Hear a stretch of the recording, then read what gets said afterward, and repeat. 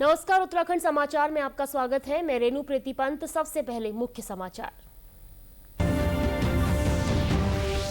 मुख्यमंत्री पुष्कर सिंह धामी ने काठगोदाम में आयोजित पूर्व अर्ध सैनिक सम्मेलन में की शिरकत। प्राणों की बाजी लगाने वाले योद्धाओं को किया सलाम।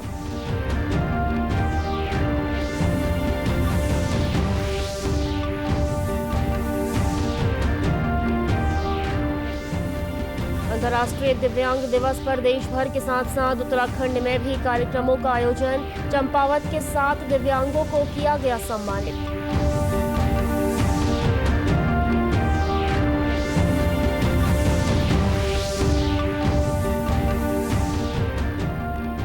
और देहरादून में यातायात नियम तोड़ने वालों पर आरटीओ सख्त।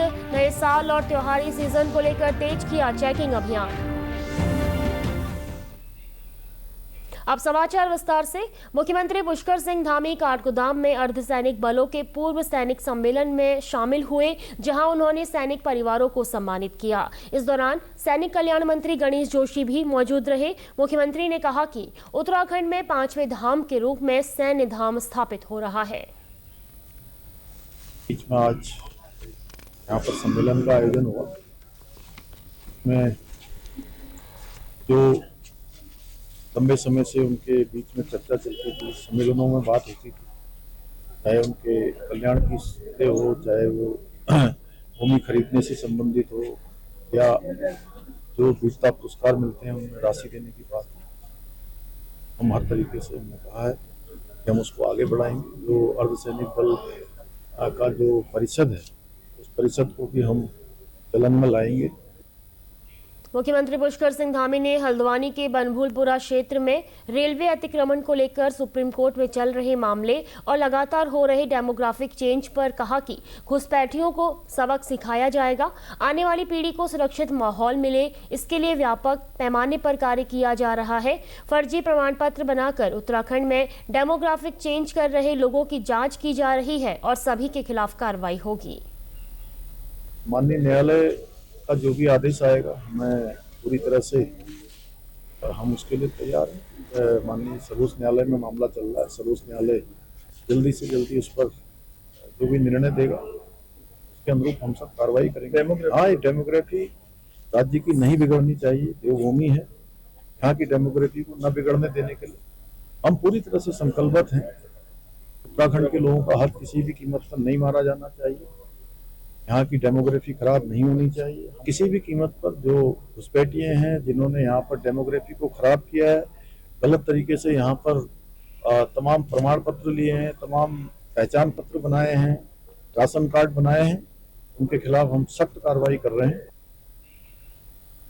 नैनीताल उधमसिंह नगर सांसद अजय भट्ट ने लोकसभा के शीतकालीन सत्र में पर्यटन मंत्रालय से पर्वतीय पर्यटन सर्किट के विकास के लिए जारी योजनाओं और अब तक आवंटित धनराशि की जानकारी को लेकर अंतरांकिक प्रश्न पूछा, जिसके जवाब में केंद्रीय पर्यटन मंत्री गजेंद्र सिंह शेखावत ने जवाब दिया कि पर्यटन विकास सर्किट को लेकर पर्वतीय राज्यों में स्वदेश दर्शन योजना के साथ ही 76 परियोजनाओं को मंजूरी दी गई थी। इसके अलावा स्वदेश दर्शन 2.0 और तीर्थ स्थल कायाकल्प एवं आध्यात्मिक विरासत संवर्धन अभियान प्रसाद योजना को मंजूरी दी गई थी।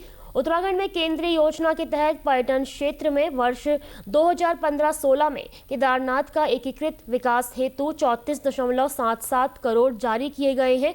सांसद अजय भट्ट के प्रश्न के जवाब में केंद्रीय पर्यटन मंत्री ने बताया कि अब तक देश के हिमालयी राज्यों में पर्यटन सर्किट के विकास के लिए कुल 1726.74 करोड़ रुपए आवंटित किए गए हैं, जिनमें से 1200.46 करोड़ रुपए जारी कर दिए गए हैं। विश्व दिव्यांग दिवस के अवसर पर चंपावत जिले में दिव्यांग सम्मान समारोह का आयोजन किया गया। जिले के 7 दिव्यांगों को राज्य स्तरीय दक्ष दिव्यांग पुरस्कार से सम्मानित किया गया है। इसमें से 2 लोगों को हल्द्वानी में आयोजित मुख्य कार्यक्रम में मुख्यमंत्री ने सम्मान से नवाजा, जबकि 5 दिव्यांगों को इसी समारोह में सम्मानित किया गया। जिले में कुल 4201 दिव्यांग हैं।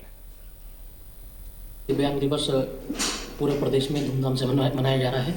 इसका मुख्य केंद्र आज हल्द्वानी में माननीय मुख्यमंत्री द्वारा दक्ष दिव्यांग खिलाड़ियों को और जो कर्मचारी हैं उनको पुरस्कृत किया जा रहा है। चंपावत में हमने राज्य स्तर पर 7 लोगों का चयन हुआ।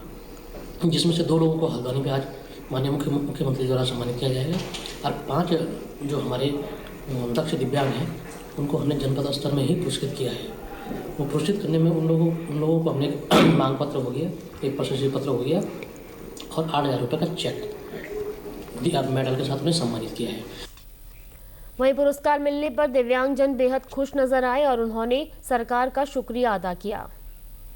ग्राम विकास अधिकारी के पद पर तैनात हूँ, 40% विकलांगता की श्रेणी में आती हूँ और जो हमारे मुख्य अतिथि महोदय तथा एडीएम सर ने हमें यहाँ पर पुरस्कृत किया और हमारा सम्मान बढ़ाया, इसके लिए हम उनके बहुत आभारी हैं। समाज कल्याण विभाग को भी हम बहुत धन्यवाद देना चाहते हैं। इस दौरान वे दिव्यांगजन भी कार्यक्रम में मौजूद रहे जो सरकार को योजनाओं के चलते स्वरोजगार से जुड़कर अपनी आजीविका चला रहे हैं। 75% दिव्यांगता श्रेणी में आता हूँ, दिव्यांगता की श्रेणी में आता हूँ। नगर पालिका के माध्यम से स्टेट बिल्डर्स के उसमें मुझे 10,000 रुपये की वो दिया गया था, लोन दिया गया था, फिर 20,000 का, फिर 50,000 का। तो उससे मैंने धीरे धीरे करते उससे मेरा जो काम है वह बहुत अच्छे उसमें चलता है। और परिवहन नियम तोड़ने को लेकर एक बार फिर आरटीओ देहरादून ने अभियान शुरू कर दिया है। आरटीओ प्रवर्तन अनीता चमोला ने बताया कि बारिश और आपदा के चलते बीते दिनों अभियान में थोड़ी ढिलाई बरती गई थी, लेकिन अब फिर से अभियान को तेज कर दिया गया है। उन्होंने बताया कि अभियान के तहत चालानी कार्यवाही की जा रही है। इसके साथ ही गाड़ियों को भी सीज किया जा रहा है ताकि सड़क हादसों पर लगाम लगाई जा सके। ये जो ऑफेंसेस हैं हमारे, जैसे कि राइडर और पिलियन के लिए हेलमेट पहनना है, ओवर स्पीडिंग में नहीं चलाना है, ड्रंक एंड ड्राइव नहीं करना है, यूज़ ऑफ मोबाइल नहीं करना है, ओवरलोडिंग नहीं करना है, रॉन्ग लेन में गाड़ी को नहीं चलाना है। तो ये 5 हमारे जो हैं 6 ऑफेंसेस जो हैं ये हमारे रोड सेफ्टी के ऑफेंसेस हैं जिस पर हम कार्रवाई करते हैं। लेकिन अभी बीच में बारिश और आपदा की वजह से थोड़ा सा ये कार्रवाई थोड़ी धीमी पड़ी थी। अब चूँकि फेस्टिव सीज़न भी है और न्यू ईयर भी आने वाला है, सीज़न थोड़ा अच्छा चल रहा है, मौसम अच्छा है और भीड़ भाड़ भी काफ़ी है, तो दुर्घटनाओं की रोकथाम के लिए हमारे पूरे संभाग में जो हमारी जितनी प्रत्येक जनपद में प्रत्येक कार्यालय में हमारी इंटरसेप्टर व्हीकल्स हैं जो कि स्पीड रडार गन से और उनके पास हर तरह के इक्विपमेंट्स भी हैं, एल्कोमीटर्स वगैरह भी हैं। तो इस तरह से कार्रवाई करने के लिए उनको कहा गया है। बागेश्वर में भारतीय स्टेट बैंक के तत्वाधान में आपकी पूंजी आपका अधिकार विषय पर एक व्यापक वित्तीय जागरूकता कार्यशाला का आयोजन ब्लॉक सभागार में किया गया। कार्यशाला का उद्देश्य आमजन विशेषकर ग्रामीणों और महिलाओं को बैंकों में वर्षों से लंबित जमा धनराशि से संबंधित अधिकारों की जानकारी देना रहा। इस अवसर पर कुल 24,07,361 रुपये के 28 चेक पात्र लाभार्थियों को वितरित किए गए। कार्यशाला में बताया गया कि बैंक खातों में 10 वर्षों या उससे अधिक समय से जमा फंसी हुई राशि को निर्धारित प्रक्रिया के तहत खाता धारकों या उनके उत्तराधिकारियों द्वारा प्राप्त किया जा सकता है। इस मौके पर विधायक प्रतिनिधि भास्कर दास ने कहा कि अक्सर जानकारी के अभाव में लोगों की मेहनत की कमाई वर्षों तक बैंकों में पड़ी रहती है। आपकी पूंजी आपका अधिकार जैसे अभियान आमजन को जागरूक कर उनके हक तक पहुंच सुनिश्चित करते हैं। ऐसे कार्यक्रम गांव-गांव तक पहुंचने चाहिए। आप लोग जानते हैं कि हमारे कई सारे ऐसे बैंक अकाउंट होते हैं जिनको हम कई बार भूल जाते हैं, या फिर हमारी कई सारी पॉलिसीज़ होती हैं LIC की, या फिर हम प्राइवेट जो हम लोग इंश्योरेंस करवाते हैं उन पॉलिसी को कई बार करके हम प्रीमियम देना भूल जाते हैं, तो कई बार वो पैसा जो होता है वो उन अकाउंटों में रहता है। तो भारत सरकार द्वारा ऐसी योजनाएं चलाई गई है जिसके द्वारा उस पैसे को हम क्लेम करें, जिसको अनक्लेम्ड पैसा हम कहते हैं। और क्योंकि उत्तराखंड के परिप्रेक्ष्य में मेरा जो हमारे उत्तराखंड के RCT के जो हेड है उन्होंने मुझे 11 करोड़ रुपए ऐसा है जो उत्तराखंड के लोगों का वो अनक्लेम पैसा।